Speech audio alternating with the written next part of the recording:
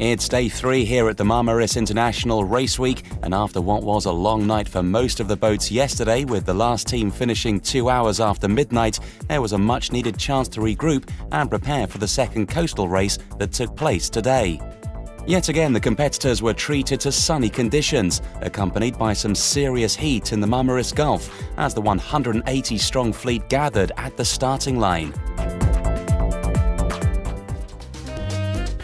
Unlike the previous 2 days, the presence of the sun didn't mean an absence of wind, and much to everyone's delight, there was a good breeze early on in the day.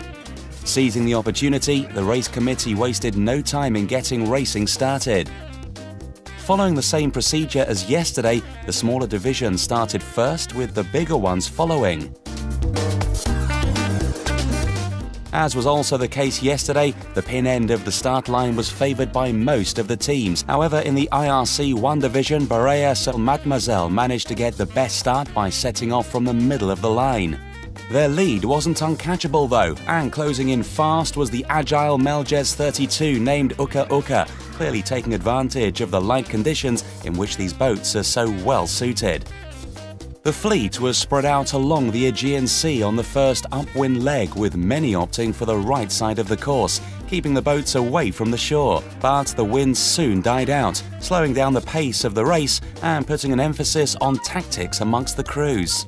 The Ukrainian first had an early lead, but before the team reached the first mark, the wind shifted to the right, giving the boats behind a chance to hoist their spinnakers and play catch-up, which is exactly what they did, beating first to the mark.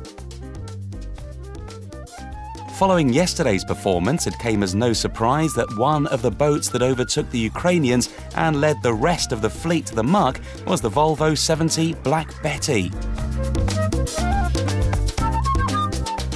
But the surprise of the day came for one of the smallest boats in the fleet, the 25-foot Ruffles that was following close behind the leader.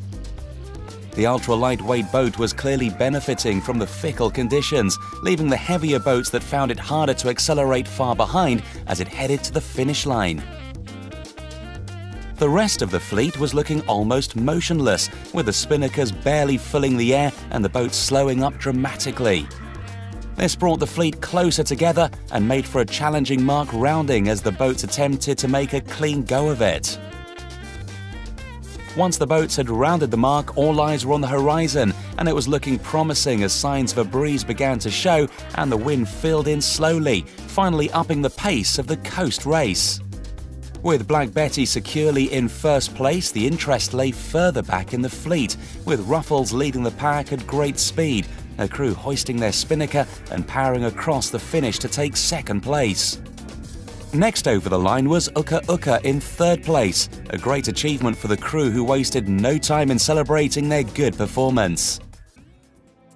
With 2 races sailed, there's still another 2 that remain before the 24th Marmaris International Race Week reaches its finale.